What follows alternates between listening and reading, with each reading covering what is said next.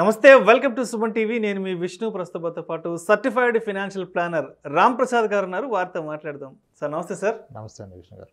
రామ్ ప్రసాద్ గారు, ఎప్పటి నుంచో ఒక టాపిక్ గురించి మీతో డిస్కస్ చేద్దాం అనుకుంటున్నాను. ఒక డిస్ట్రిక్ట్ హెడ్ క్వార్టర్స్లో కానీ ఒక టౌన్లో కానీ 30 నుంచి 40 వేల రూపాయల ఇన్కమ్ ఉన్న ఒక ఫ్యామిలీలో, అంటే భర్త ఇన్కము అదేవిధంగా భార్య ఇన్కమ్, ఇద్దరు ఇన్కమ్ కలిపి ఒక 30 నుంచి 40 వేల రూపాయలు కానీ ఉంటే, మరి వాళ్ళ ఉన్న టౌన్లో ఒక 30 లక్షల రూపాయలు ఖరీదు చేసే అపార్ట్మెంట్లో ఫ్లాట్ని కొనుగోలు చేయడానికి ఆ కుటుంబానికి సాధ్యపడుతుందంటారా? ఒకవేళ సాధ్యపడితే మరి ఏ విధంగా ఫైనాన్షియల్ ప్లానింగ్ అనేది చేసుకోవాలంటారు? Sir, it's very valid and needed question మీరు అడిగింది. ఇన్కమ్ కనుక జాయింట్ ఇన్కమ్ సమ్వేర్ బిట్వీన్ 30 నుంచి 40 వేల మధ్యలో ఉన్నట్లయితే, మీరు అన్నట్టుగా ఇప్పుడు డిస్ట్రిక్ట్ హెడ్ క్వార్టర్లో కూడా 30 లక్షలు లేనిది డబుల్ బెడ్రూమ్ ఫ్లాట్ రాదు. సో దాన్ని కొనే అవకాశం ఉంటుంది ఫైనాన్షియల్గా. మొదటిగా ఏంటంటే 40,000 శాలరీ జాయింట్గా ఉన్నట్లయితే, జాయింట్గా ఇద్దరిది కలిపి 40,000 ఉన్నట్లయితే ఓకే, 30 లక్షల రూపాయలు ఇల్లు కొనుక్కునే అవకాశం అయితే ఉంది ఫైనాన్షియల్గా. పాసిబిలిటీ ఉంది. పాసిబిలిటీ ఖచ్చితంగా ఉంది. అయితే ఫస్ట్ ఇల్లు కొనాలా వద్దా? ఎస్. ఇప్పుడు ఇల్లు అందరూ కొనుక్కోవాలని ఉంటుంది కదా, అందరూ కొనుక్కోవాలి నిజానికి. అయితే అందరి పరిస్థితులు ఒకలాగా ఉండవు. ఓకే, ఇప్పుడు ఒకే వ్యక్తి 40,000 సంపాదిస్తే ఉన్న ఫైనాన్షియల్ స్ట్రెంత్, ఇద్దరు కలిపి 40,000 సంపాదిస్తే ఉన్న ఫైనాన్షియల్ స్ట్రెంత్లోనే డిఫరెన్స్ ఉంటుంది. అంటే ఒక ఇన్కమ్ మీద ఆధారపడిన వాళ్ళకి 2 ఇన్కమ్స్ ఉన్న వాళ్ళు స్ట్రాంగ్గా ఉంటారు. ఇన్కమ్ సేమ్ కావచ్చు, సెక్యూరిటీ పెరుగుతుంది కదా. అలానే ఇప్పుడు 40,000 శాలరీ వస్తూ వాళ్ళ మీద వాళ్ళ పేరెంట్స్ ఆధారపడకుండా వీళ్ళ లైవ్లీహుడ్ వీళ్ళు చూసుకుంటే వాళ్ళ కంఫర్ట్. ఇప్పుడు 40,000 శాలరీ వస్తూ పేరెంట్స్ యొక్క డిపెండెన్సీ ఉండి, నా పేరెంట్స్ నా బాధ్యత, వాళ్ళు పెన్షనర్స్ కాదు, వాళ్ళకి నేనంటూ మంత్లీ వాళ్ళ ఖర్చుల నిమిత్తం ఇవ్వాలంటే, మళ్ళీ అప్పుడు అతను వేరే 40,000 వచ్చేతనికి ఇతనికి పొంతన ఉండదు. రెస్పాన్సిబిలిటీస్ ఎక్కువే అంటే మళ్ళీ ఖర్చులు కూడా. సో ఇట్లా డిఫరెంట్ పారామీటర్స్ మీద ఆధారపడి ఉంటుంది కొనగలరా లేదా అనేది. ఇప్పుడు మనం తీసుకునే కండిషన్ ఐడియల్గా ఒక 30 ఏళ్ళ వయసులో ఉన్న వ్యక్తి, ఇద్దరు చిన్నపిల్లలు లేదా ఒక కిడ్, ఇంకా స్కూల్కి వెళ్ళట్లేదు, అంటే వాళ్ళ ఎడ్యుకేషనల్ ఎక్స్పెన్సెస్ స్టార్ట్ అవ్వలేదు, అండ్ ఇతను ఒక ప్రొఫెషనల్ అంటే క్వాలిఫైడ్ పర్సన్, ఇతను ఉన్న ఇండస్ట్రీలో కూడా జాబ్ ఇంచుమించుగా సేఫ్టీ ఉండే ఇండస్ట్రీలో ఉన్న పక్షంలో 40,000 శాలరీ ఉందనుకుందాం, మేబీ ఒకరికి కానీ ఇద్దరు కలిపి కానీ, అప్పుడు అతను 30 లక్షల రూపాయల ప్రాపర్టీ కొనొచ్చు. మొదటగా అతను చూసుకోవాల్సింది ఏంటి, నాకు లోన్ ఎలిజిబిలిటీ ఎంత వస్తుంది ఫస్ట్ పాయింట్, అండ్ నేను ఎంత రేట్లో ఉన్న ప్రాపర్టీ కొనాలి.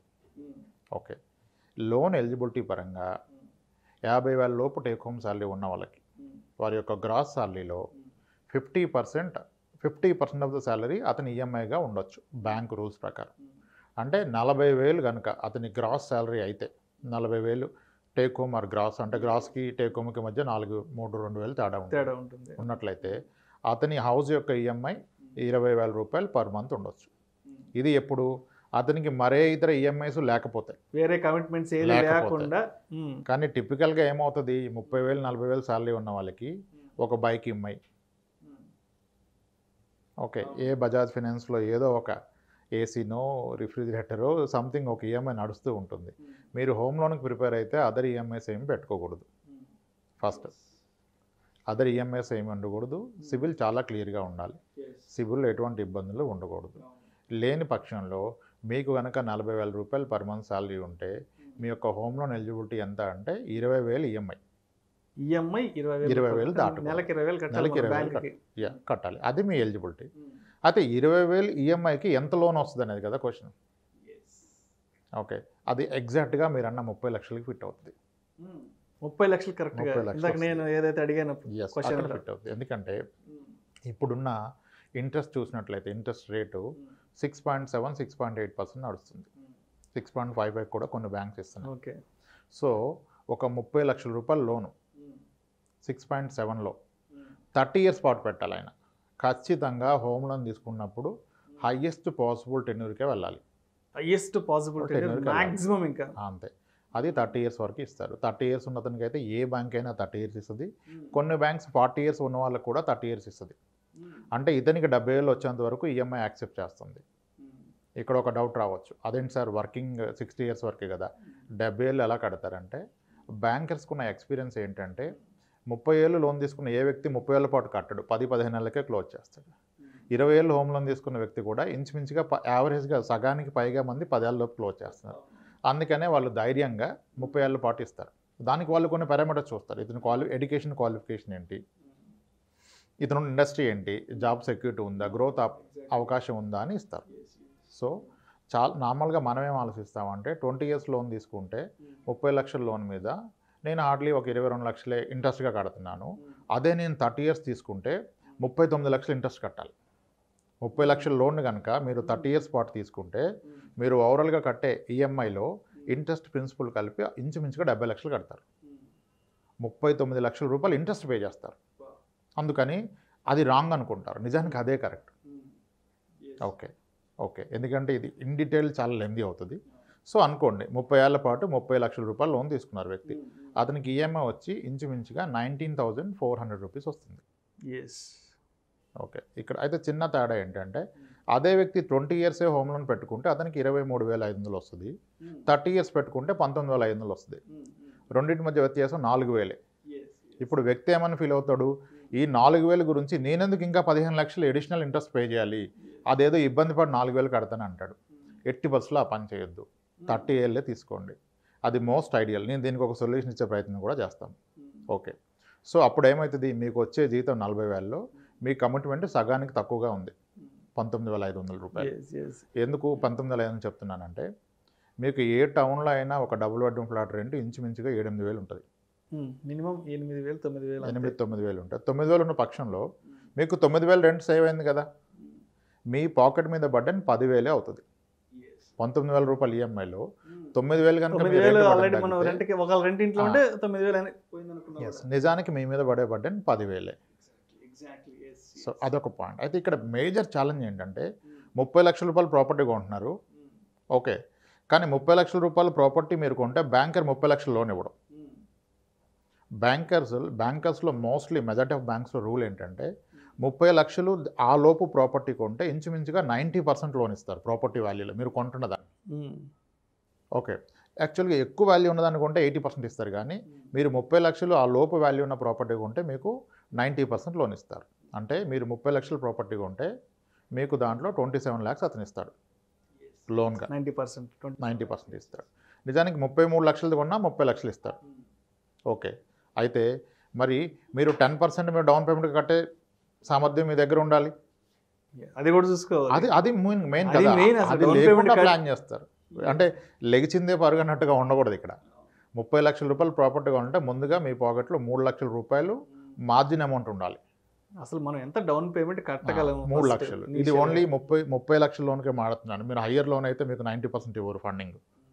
ఓకే, దీన్ని లోన్ టు వాల్యూ అంటారు. ఎల్టీవీ 90% ఇస్తారు.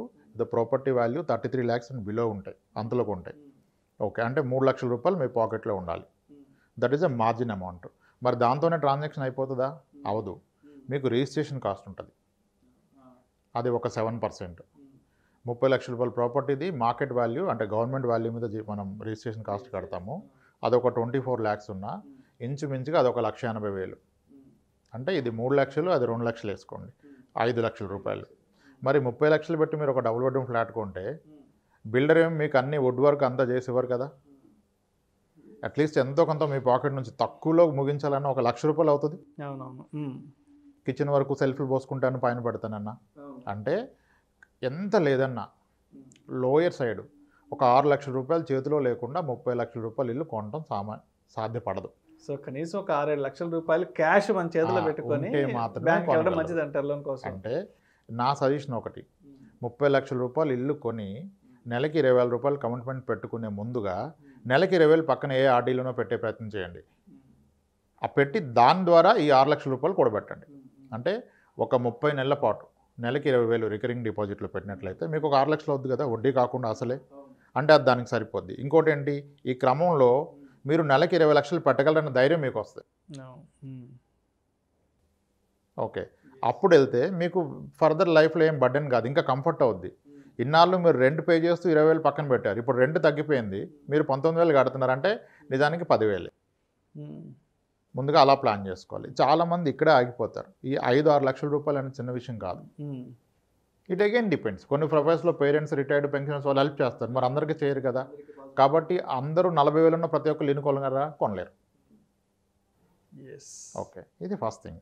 అయితే నౌ కమింగ్ టు సొల్యూషన్ ఏంటంటే, దీన్ని చాలా బెటర్ వేలో చేయాలంటే 20 సంవత్సరాల పాటు కనుక లోన్ తీసుకుంటే మీకు 23 నుంచి 24,000 రూపాయలు ఈఎంఐ వస్తున్నప్పుడు 30 ఇయర్స్ పాటు తీసుకోండి, 19,400 పడుతుంది. అప్పుడు రెండింటి మధ్య డిఫరెన్స్ ఎంత? 30 ఇయర్స్ ఈఎంఐకి 20 ఇయర్స్ ఈఎంఐకి మధ్య వ్యత్యాసం మీకు 4,000 రూపాయలు. ఈ 4,000 రూపాయలని మ్యూచువల్ ఫండ్లో ఒక ఎస్ఐపిలో పెట్టండి.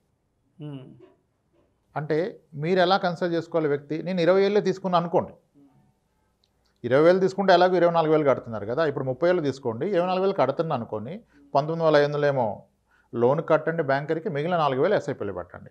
ఇప్పుడు చూడండి ఏం జరుగుతుందో.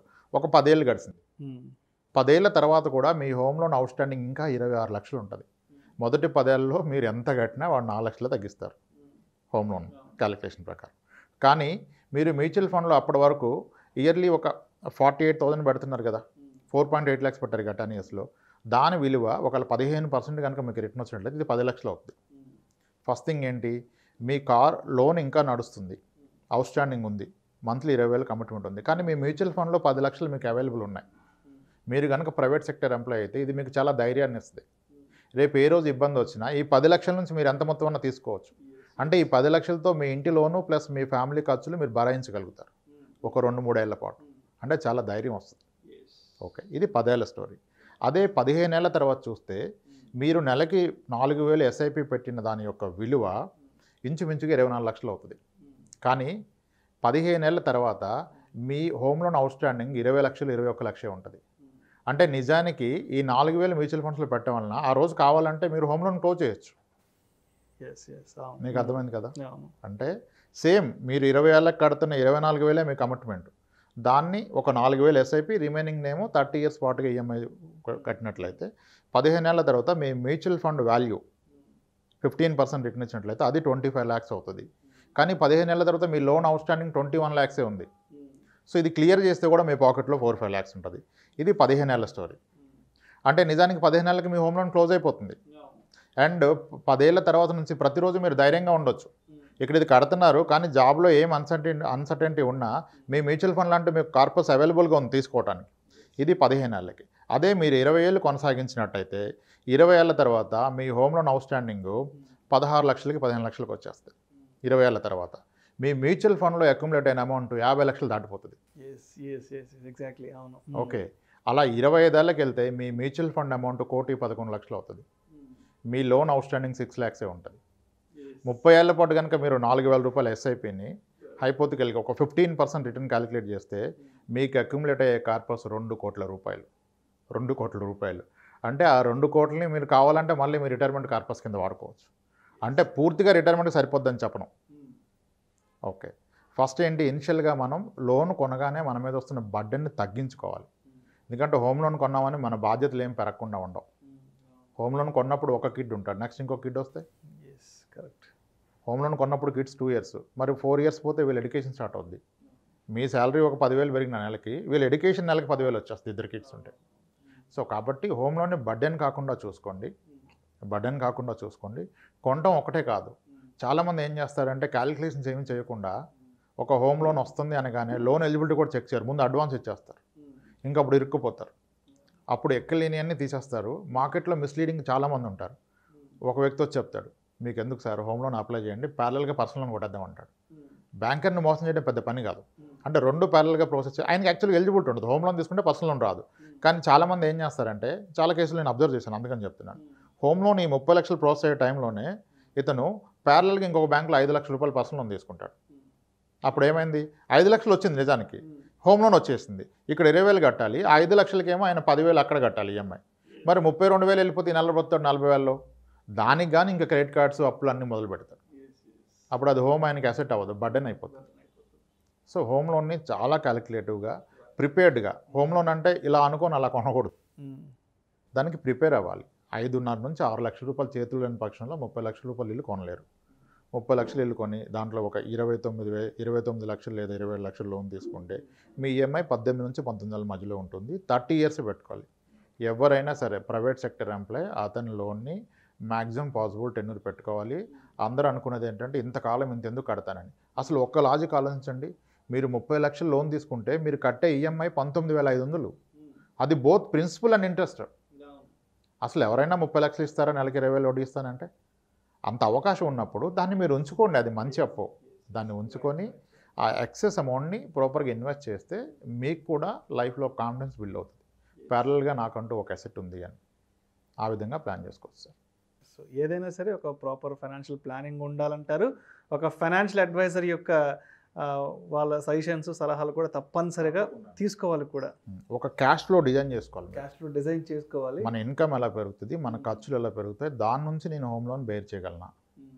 ఇన్ కేస్ ఇన్ బిట్వీన్ 6 ఇయర్స్కో 8 ఇయర్స్కో 10 ఇయర్స్కో ఏ రీజన్ వల్లైనా నా ఇన్కమ్ ఆగిపోతే, నా జాబ్లో గ్యాప్ వస్తే ఎలా చేయాలి అనేది ముందుగా ఆలోచించుకుంటే హోమ్ తీసుకున్నాం కూడా మీరు ప్రశాంతంగా పడుకోవచ్చు. ఆ తీసుకొని టెన్షన్ పడిపోకూడదు కదా రోజు. ఆ ఇంట్లో కూడా ప్రశాంతంగా నిద్ర పట్టదు మీరు. Thank you sir, thank you so much. ఒక డిస్ట్రిక్ట్ హెడ్ క్వార్టర్స్లో కానీ, ఒక టౌన్లో కానీ 30 నుంచి 40 వేల రూపాయల ఇన్కమ్ ఉన్న ఫ్యామిలీలో మరి ఒక 30 లక్షల రూపాయలు ఖరీదు చేసే అపార్ట్మెంట్లో ఫ్లాట్ని ఏ విధంగా కొనుగోలు చేయవచ్చు అనే అంశం గురించి ప్రేక్షకులకు మీ విశ్లేషణ ద్వారా చాలా అద్భుతంగా వివరించారు sir. Thank you so much sir. ఇలాంటి మరిన్ని ఇంట్రెస్టింగ్ వీడియోస్, వాల్యుబుల్ ఇన్ఫర్మేషన్ కోసం వెంటనే మా Suman TV money channel subscribe చేయండి, లైక్ చేయండి, షేర్ చేయండి. అదేవిధంగా మీ అభిప్రాయాలను వీడియోస్ కింద కామెంట్స్ రూపంలో మాకు తెలియచేయండి. This is Vishnu signing off.